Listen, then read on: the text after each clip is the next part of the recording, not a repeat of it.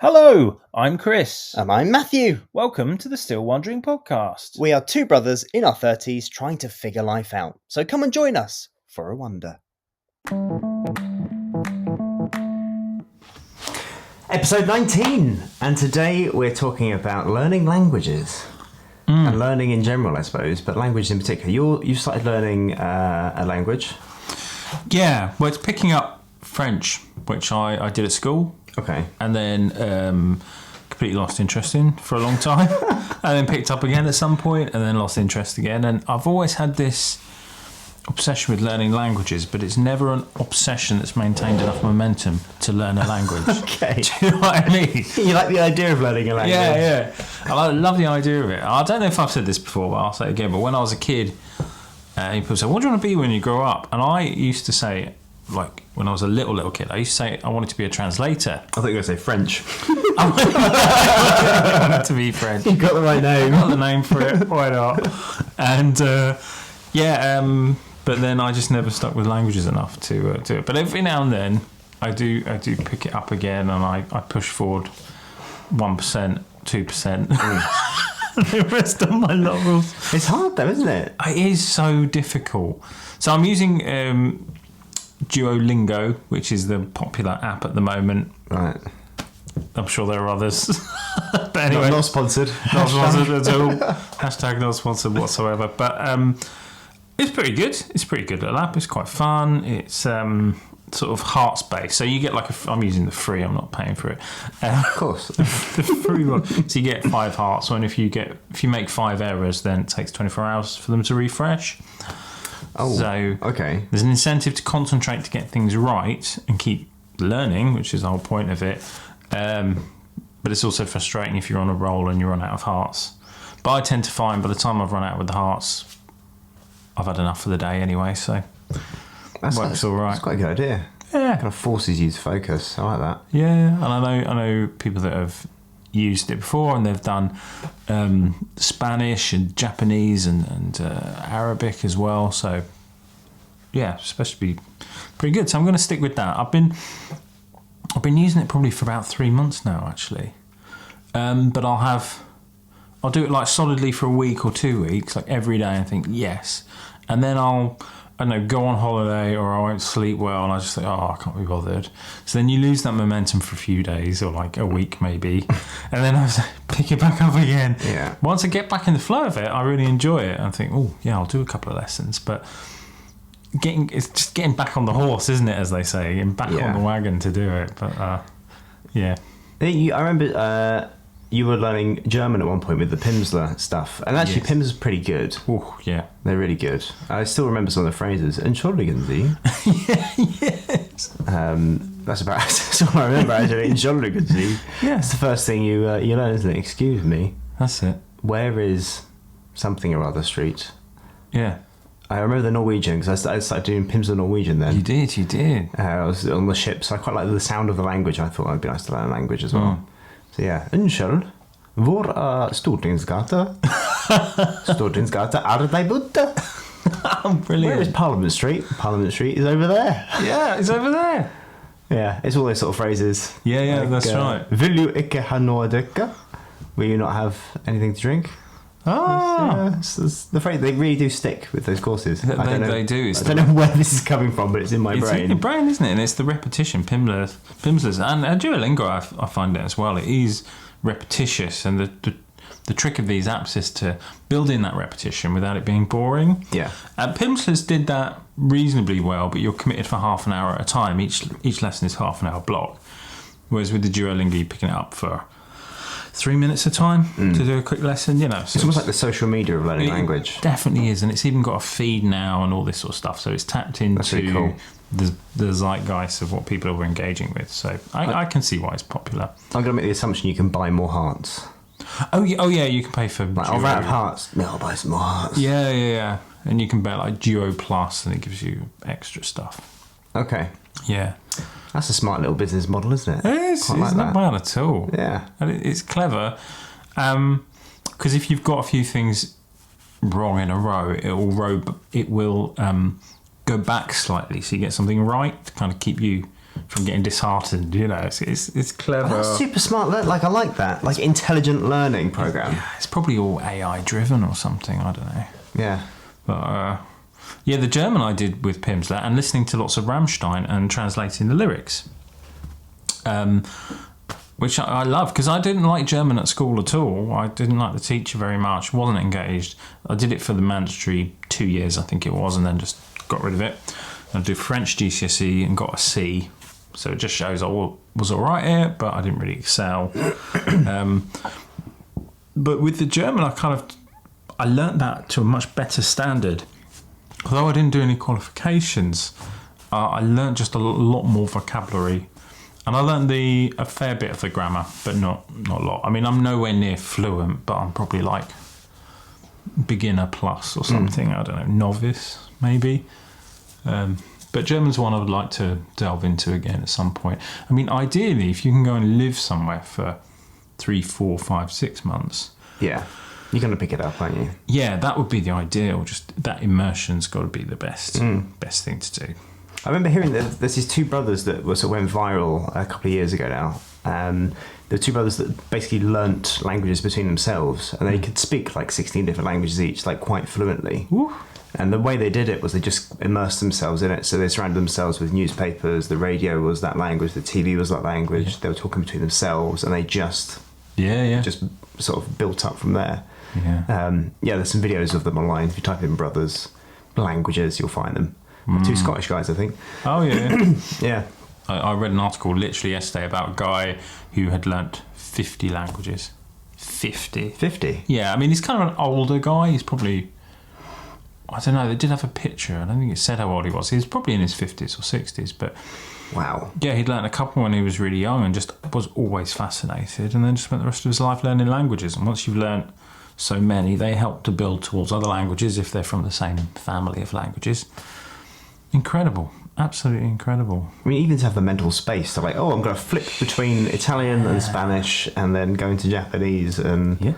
Yeah. Wow. And he says he speaks 13 to 15 of them like on a weekly basis with family or friends. In the house, they've taught the kids like 3 languages, and they mix, they go between the 3 languages just in the household. Oh my God. And then he speaks another 30 sort of on a less regular basis whenever he's talking to friends or whatever. But I just thought that's incredible capacity, one, to, as you say, retain all that information.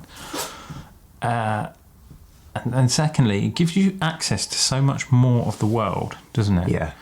Because if you think everything that's ever been written in Italian is not really accessible to us in terms of picking it up and looking at it, or listening to something, watching a TV show. You might get a bit from the context, what's on screen, but you can't really follow it properly.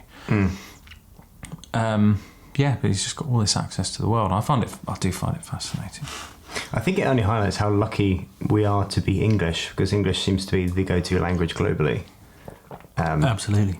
But yeah, I feel more privileged now, because if you're brought up in some tiny island, which like only a couple of million people speak that language, you're then going to have to really broaden your horizons. Yeah, you've got to, if you want to kind of break out of your area, if you want to engage in the medium of the world, if you want to work in aviation, to be a doctor with the opportunity to travel abroad as well. You've got to learn English. We are very fortunate.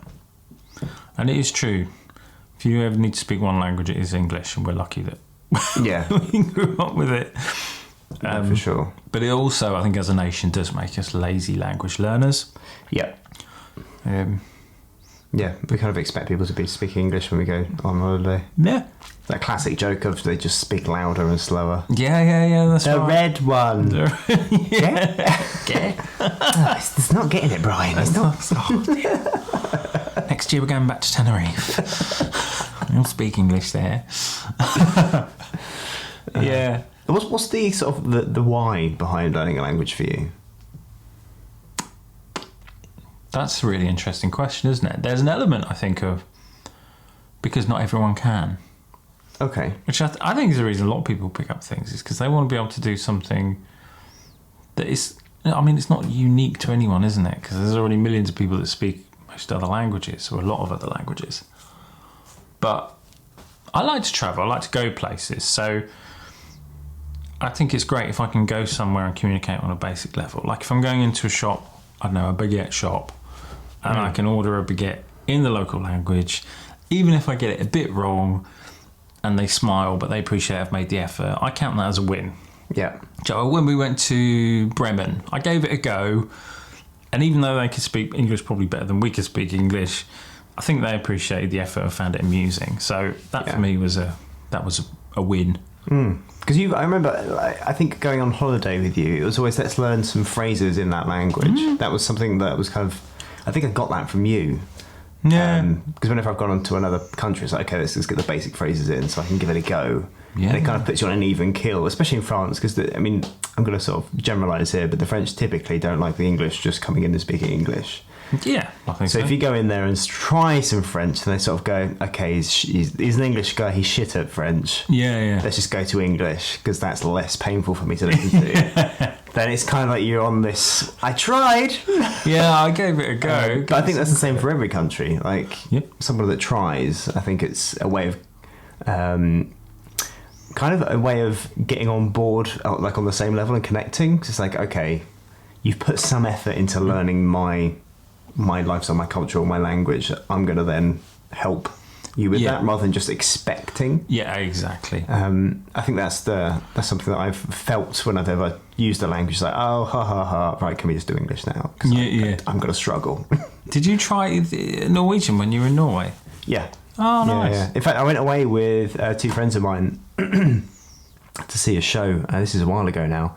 And we were lost. And because I knew like vaguely how to ask questions, I remember just pulling someone out, like just stopping somewhere and saying, "Oh, excuse me, can you help us? Like, where do you know where this place is in Norwegian?" And my mate's like, "You can speak Norwegian, man." I was like, "Well, you know, I know 10 phrases, but in this particular context, it was really useful." For the purposes of this moment, yes, I do. Yes, I do. That's great. Yeah, and anyone that's been to Norway will know that everyone in Norway can speak English brilliantly. Yeah. But yeah, it was a lovely moment. It's like, oh, that was cool. I can't always do that more often. But I'm very rarely in Norway with mates. So yeah, that's true. You've got to fabricate the moments now. It's quite expensive, isn't it? So let's all go to Norway and wander around in the countryside, just in case you get lost. So you're gonna pick it back up? Do you think? Are you sort of in a? I know you're learning loads of different things. So you know, is it another thing you want to add to the list of? It's always been on, like it's been on the back burner because the Pimsleur course, I only made it up to like lesson 10 or something. I never made it past 10 days for some reason. And every time I've started it, I've gone right. I'll start from the beginning again, just to refresh, and then I stop at like that same kind of number again. Yeah. So, and like you said, they're only like 20, 30-minute sessions. So I've always said, it's only 20, 30 minutes a day. I'm in the car for that length of time almost every day. I could just put it on. But anyone that's ever tried anything like that or listening to a podcast or something, it's like, I just want to chill out. I don't want to have to work. Yeah. So there's the mental space factor. But yeah, I do want to pick up again. I'd like to finish the Norwegian course because there's only 30 lessons. Okay, it's not particularly, they haven't got as many words in Norwegian as they have in English. But I'd like to pick up Spanish. I think that's one because I'd like to do Spanish. It's another massive language which is used globally. Yeah. So yeah, I think Spanish would be a cool one. I mean, if we both learn it together, we could try and speak. Do a podcast. I literally just thought about that, and I thought that would be a car crash. Train wreck. Hola, ¿cómo está? Come aquí, over here. Gracias. Mucho gracias. Un poco. Rojo, negra. Pinto. Yeah. What else do I know? Do we have to do the accents? Is there Barcelona? Barcelona. I can't think of any other words. If Kilda, I think it's left or right. I can't remember what is it. Grande, big. Grande. Yeah, there you go.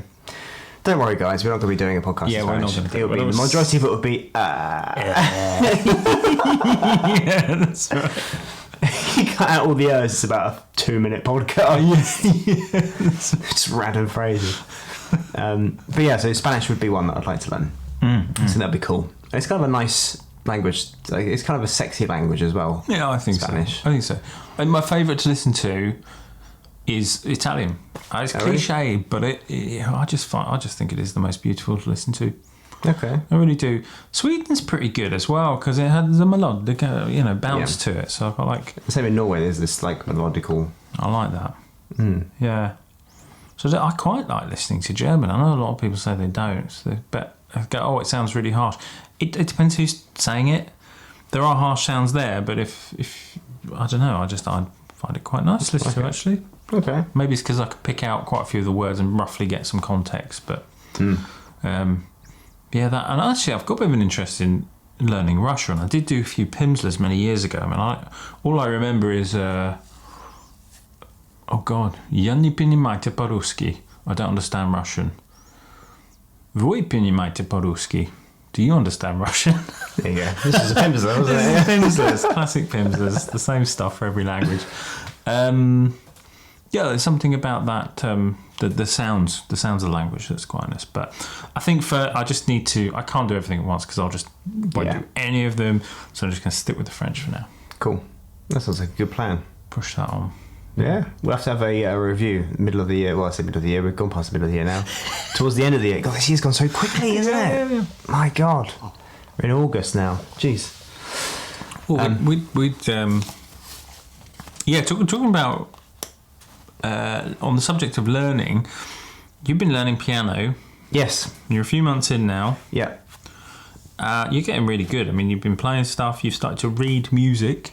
Which is that's a hell of a skill to be picking up. Well, I always said to myself in my 20s, by the time I'm 30, I'd like to have a piano and start learning.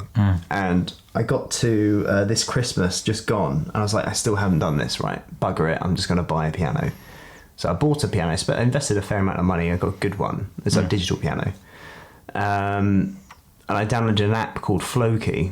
I learned a few songs, and it was mainly just learning it by imitation. So where's the guy's fingers at? Okay, I'll copy that. And once you get the idea of the finger placement, I could quite quickly, at least I think, I'm speaking highly of myself here, but quite quickly pick up the shapes with my hands, and then it's just a case of just go repetition, get the reps in.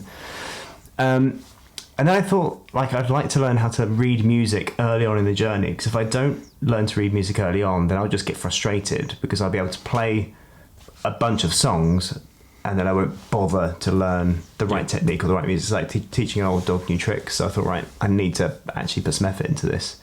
So about a month ago, maybe it's a couple of weeks ago now, I took some lessons. I found a piano teacher locally, and I've started paying for lessons. His name is Alessandro from Italy.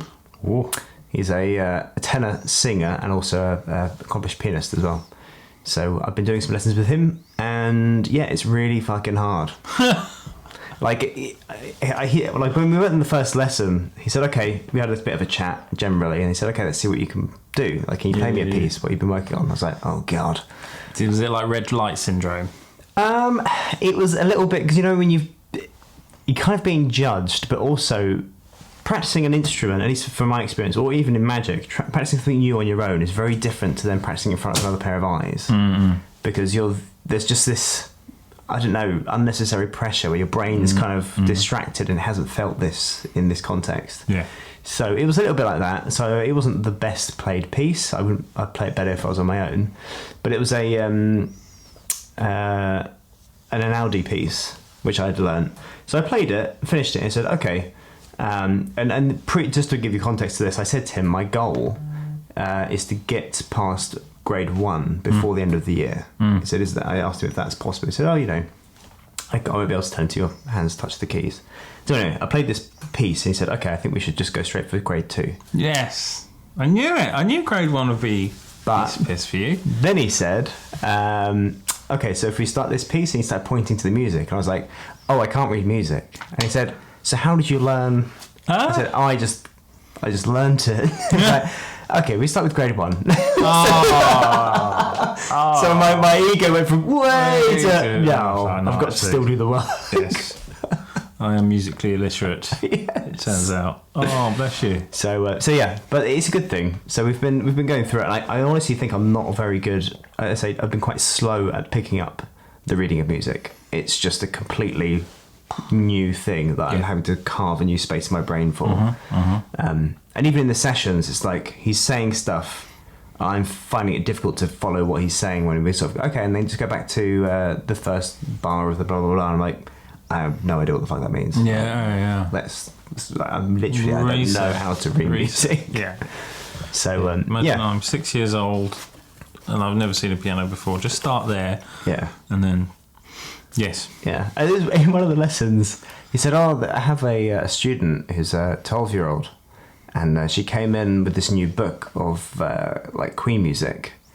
And I said, can I play one of these pieces? And he went, yeah, sure. So she played the piece.